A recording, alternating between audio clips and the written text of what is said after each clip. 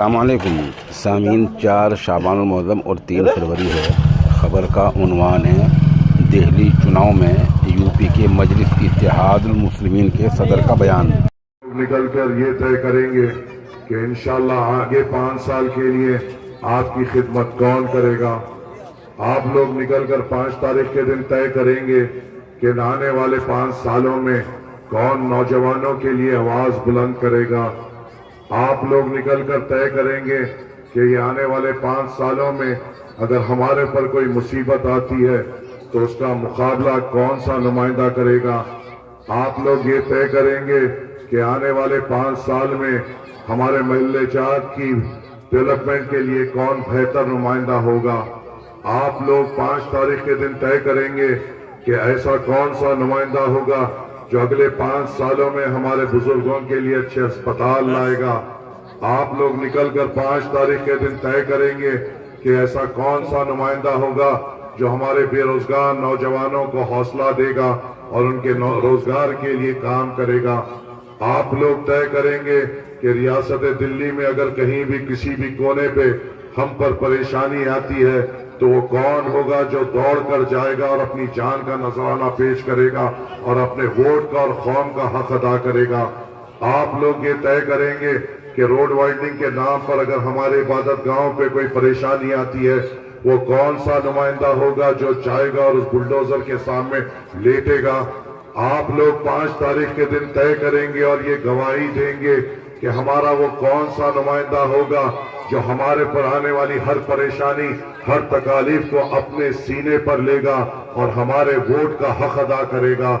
آپ لوگ یہ طے کریں گے کہ وہ ایسا کون سا جانثار ہوگا جو اوقافی جائیدادوں کو اللہ کی امانت سمجھتے ہوئے آپ کے ووٹ کی جو گواہی ہے اس کا حق ادا کرتے ہوئے ان جائیدادوں کی حفاظت کرے گا۔ آپ لوگ ہی طے کریں گے کہ ہمارے عبادت گاہوں کا رکھوالا کون ہوگا، ہمارے مدرسوں کا رکھوالا کون ہوگا، ہماری داڑھیوں کو جو پکڑتے ہیں ان کے ہاتھوں کو کون پکڑے گا، ہمارے ٹوپیوں کو جو گرانے کی کوشش کرتے ہیں ان کے گریبانوں کو کون پکڑے گا، اور اس ایوان اسمبلی میں اگر ہمارے اوپر کوئی پریشانی آتی ہے تو وقت کے حکمرانوں کے آنکھوں میں آنکھیں ڈال کر کون بات کرے گا، یہ آپ طے کریں گے۔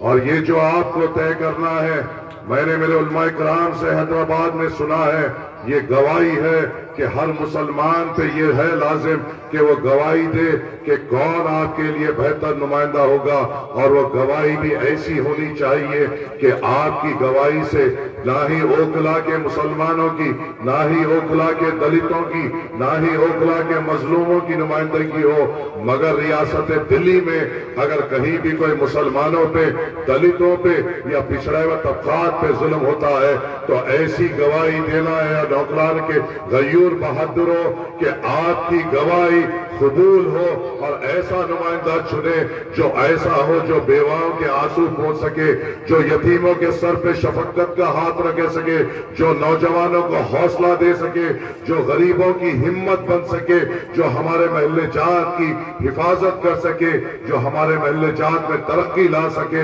ہمارے بچیوں کے لیے اچھی تعلیمی ادارے بنا سکے، ہمارے نوجوانوں کو آگے لے کر ساتھ لے کر چلے۔ ایسا نہیں چن لینا، ایسی گواہی نہیں دینا کہ جو انتخابات کے بعد پھر 5 سال تم کو نظر نہیں آتا،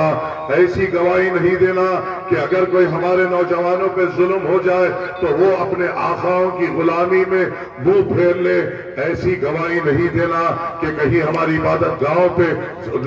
کے اوپر بلڈوزر آ رہے ہیں تو اپنے گھر پہ چھپ کر بیٹھ جائے، ایسی گواہی نہیں دینا کہ کوئی اوقافی جائیدادوں کو لوٹ رہا ہے اور اس کی گواہی آپ کا ووٹ ہے۔ یہ بھی ایک ہمارے لیے امتحان ہے اس دنیا کا۔ ہمارا عقیدہ یہ ہے ہماری گواہی ہر روز کی نہیں ہے، ہماری گواہی ہر مہینہ نہیں آتی، ہماری گواہی ہر سال نہیں آتی، ہم کو نکل کر 5 سال میں ایک بار گواہی دینا پڑتا ہے کہ یہ ہوگا ہمارا نمائندہ، یہ ہوگا ہمارا لیڈر، یہ ہوگا ہماری بے باک آواز، یہ ہوگا ہمارا بہادر جو نوجوانوں کو حوصلہ دے گا، یہ ہوگا وہ ہمدرد جو مظلوموں کا ساتھ دے گا، یہ ہوگا وہ ہمدرد جو بیوہ اور یتیموں کا ساتھ ہوگا۔ 10 سال کمزور کو تم نے گواہی دی، 10 سال جس کو تم نے گواہی دی، تمہاری گواہی پہ اوقافی جائیدادیں لوٹی گئی، آپ کی گواہی پہ وہ اوقافی جائیدادوں کو لوٹا گیا